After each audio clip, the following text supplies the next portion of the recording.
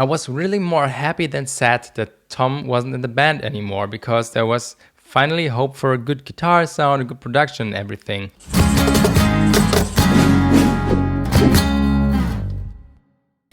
Hello everybody and welcome to another video on my channel. Today I'm gonna talk about the California album, which is now 3 years old, and I'm gonna talk about my opinion of the album after 3 years, what I first thought of the album when it came out and what I now think of the album, and I'm gonna start on the point of neighborhoods, what my opinion was. Alright, let's get into it. I have to start this review a little earlier. So let's go back to my experience with neighborhoods. I was really hyped when Blink got back together, of course, to record a new album and everything. I was a fan since 2006, around 2006 to 2007. I started listening to The Offspring and started skateboarding and stuff like that. I also discovered And It's Nowadays 1 or 2 years later, I think. So yeah, I loved Era for what it was and Blink for what it was. Then Neighborhoods came out and I was at first very hyped. Then Up All Night came out and I was a little bit disappointed because, and not just a little bit, let's stay honest, I was really disappointed because I was younger and I thought everything would be just like it was before with the Untitled album or with the music that I've known about blink-182, you know. So I listened to the track and I thought, Tom singing? Is it Mark singing? I couldn't even distinguish between Mark and Tom anymore, and that was something that always made Blink so fantastic. And then the album came out, and of course, with a lot of with 2 or 3 times listening to the album, of course I could recognize Tom or Mark singing.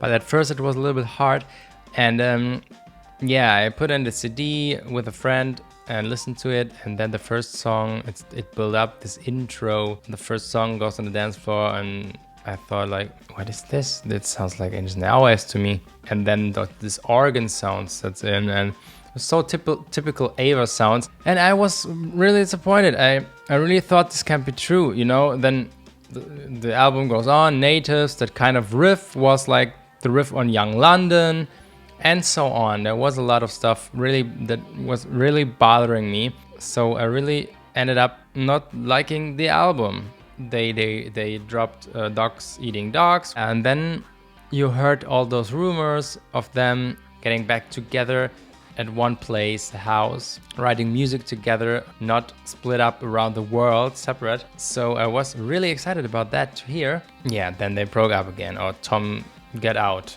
of Blink again, quit, whatever. And then when I heard that someone is replacing Tom, I don't know how I felt about it, because I did not know Matt Skiba. I heard he was replacing Tom for some shows at first, and then statements came that they will record an album with Matt Skiba, and I was like, hell yeah, finally, no one holding back Blink as Tom always did. Finally, 3 people in the band who really care about Blink and really want to put out music. And now we were at the Era California. So when I heard that Blink will be recording an album with the lead singer of Goldfinger, I did not know that he was a producer these days. Finally, a good producer again with, you know, and then with the same initials as Jerry Finn, you know, Jerry Finn, John Feldman. I was kind of excited about that. I was really more happy than sad that Tom wasn't in the band anymore, because there was finally hope for a good guitar sound, a good production and everything. The album came out with Bored to Death as lead single, I think, and I listened to it on my headphones, and I really had some tears in my eyes listening to it for the first time. Although I wasn't able to hear a difference between Mark and Matt at first, but after a few times I got my ears used to it, to the new sound and the mix and everything. As the album came out, I listened to the album with my best friend in my car, because we could turn the volume very loud, not bother any neighbors or my parents or something like that. And it was an awesome evening, and we both enjoyed the album very much.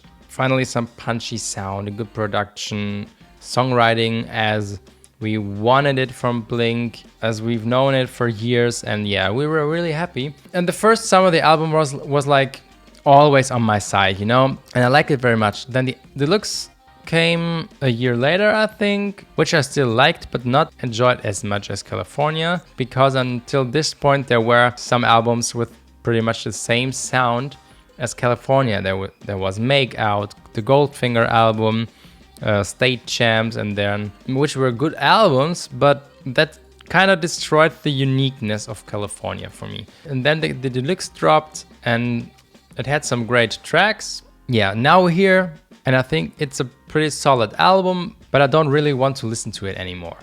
So that's the point.